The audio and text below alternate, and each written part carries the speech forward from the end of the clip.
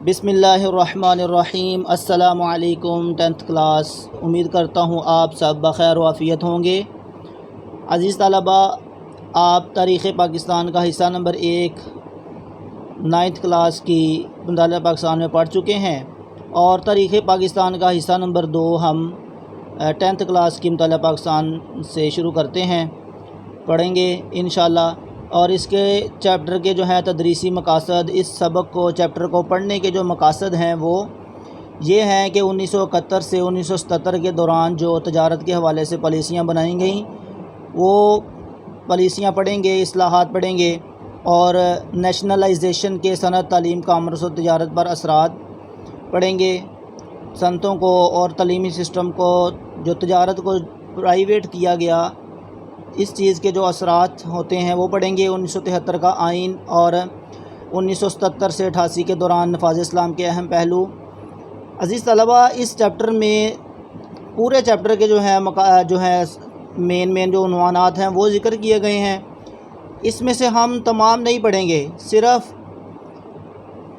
Smart syllabus کے مطابق ہم پڑھیں گے، اور وہ مخصوص سبق ہوگا بس، تو مخصوص عنوانات پڑھیں گے انشاءاللہ۔ تو سب سے پہلے آج ہم پڑھیں گے پاکستان میں 1971 سے 1977 عیسوی کے دوران جو معاشی اصلاحات کی گئیں اس حوالے سے پڑھیں گے۔ اس میں بھی مخصوص جو ہے ہیڈنگز وہی پڑھیں گے، تمام پورا سبق جو ہے وہ نہیں پڑھیں گے۔ اب اس میں دیکھیں، ذوالفقار علی بھٹو کا دور حکومت ہے، اور انہوں نے 1971 سے 77 کے دوران جو تجارت کے حوالے سے اصلاحات کیں اور پالیسیاں بنائیں، قوانین بنائے، وہ ان کے اہم پہلو جو ہیں درج ذیل ہیں۔ صنعتوں کو قومی تحویل میں لیا، اور بینکوں اور بیمہ کمپنیوں کو قومی تحویل میں لیا۔ اسی طرح لیبر اصلاحات بنائیں، لیبر اصلاحات کیں، اور اسی طرح زرعی اصلاحات کیں۔ تو ان میں سے مخصوص جو ہیں ہیڈنگز پڑھیں گے ہم۔ یہ نمبر 1 یہ نہیں ہے سمارٹ سلیبس میں شامل، نہ ہی یہ دوسرا پوائنٹ ہے، بلکہ تیسرا پوائنٹ ہے لیبر اصلاحات، مزدوروں کے حوالے سے کیا کیا قوانین بنائے گئے۔ تو بھٹو حکومت نے 10 فروری 1972 کو نئی لیبر پالیسی کا اعلان کیا۔ عزیز طلباء، یہ جو تواریخ ذکر ہوں گی ان کو آپ نے MCQ کے لیے انڈر لائن کر لینا ہے، ہائی لائٹ کر لینا، اور ان کو یاد کرنا ہے اچھی طرح۔ تو سب سے پہلے یاد رکھنا ہے کہ 10 فروری 1972 کو نئی لیبر پالیسی کا اعلان کیا گیا، مزدوروں کے لیے اصلاحات کا اعلان کیا گیا۔ اس پالیسی کے اہم نکات جو ہیں وہ درج ذیل ہیں۔ پہلا پوائنٹ جو ہے، پہلا نقطہ یہ ہے، ہر کارخانے میں انتظامی معاملات کو چلانے والی کمیٹی میں مزدوروں کے نمائندے بھی شامل کیے جائیں گے، جن کی کل تعداد 20% ہوگی۔ مزدوروں کو اختیار مل گیا کہ وہ کارخانے کے حسابات اور سٹوروں کی جانچ پڑتال اپنے نمائندوں کے ذریعے کر سکیں۔ سٹور جہاں پہ سامان ذخیرہ کرتے ہیں، تو کارخانے کے حسابات اور سٹوروں کی جانچ پڑتال اپنے نمائندوں کے ذریعے مزدور کر سکیں گے۔ تو دوسرا پوائنٹ ہے، مزدوروں کو ہر سال ایک تنخواہ کے برابر بونس دینے کا اعلان کیا گیا۔ پیداوار میں اضافے کی صورت میں مزید خصوصی بونس دینے کا اعلان کیا گیا۔ زیادہ پیداوار حاصل ہوگی تو مزدوروں کو خصوصی بونس بھی ملے گا، اس چیز کا بھی اعلان کیا گیا۔ تیسرا پوائنٹ ہے، کارخانے میں کام کرنے والے مزدوروں کے اوقات کار کو نئی شکل دی گئی، ان کے جو کام کرنے کا وقت ہوتا ہے اس کو نئی شکل دی گئی۔ ان میں سے ایک ہفتے میں 54 گھنٹوں کی بجائے 48 گھنٹے کام لینے کی پابندی عائد کی گئی، یعنی کہ ٹائم کو کم کر دیا گیا۔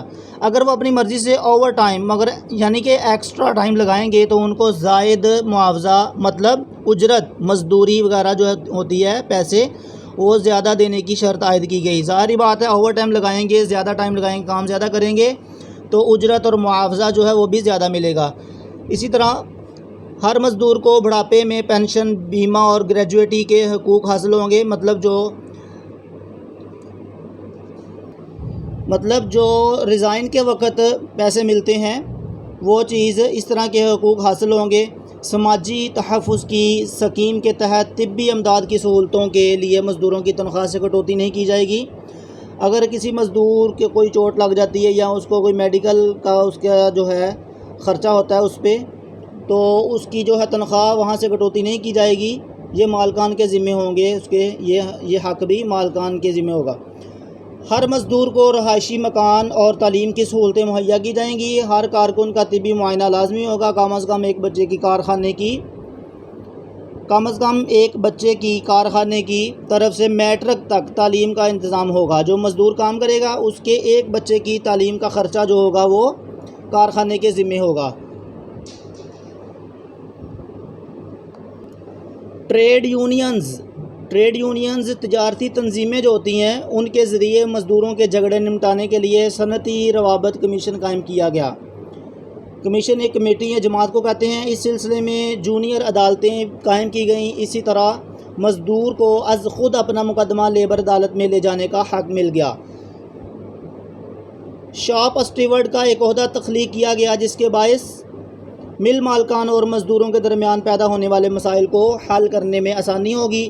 مزدوروں کو ملازمت کا تحفظ دینے کے لیے مل مالکان پر یہ پابندی عائد کر دی گئی کہ وہ مزدوروں کو برطرف کرتے وقت مزدوروں کو اپنی فیکٹری سے نکالتے وقت واضح اور ٹھوس وجوہات بیان کریں تاکہ ناجائز برطرفیوں کی روک تھام کی جا سکے۔ عزیز طلباء، اس سبق میں سے 2 مختصر سوالات بنائیں گے جو آپ نے اپنی مطالعہ پاکستان کی نیٹ کاپی پر لکھنے ہیں۔ پہلا سوال یہ ہوگا کہ بھٹو حکومت نے مزدوروں کے لیے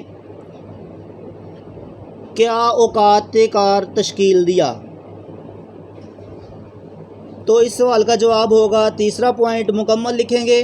مزدوروں کے اوقات کار کو نئی شکل دی گئی، یہ شروع سے لکھیں گے، شرط عائد کی گئی یہاں تک۔ تو دوسرا سوال بنائیں گے صنعتی روابط کمیشن کیوں قائم کیا گیا؟ لیبر اصلاحات کے مطابق صنعتی روابط کمیشن کیوں قائم کیا گیا؟ تو اس سوال کا جواب چھٹا پوائنٹ مکمل لکھیں گے۔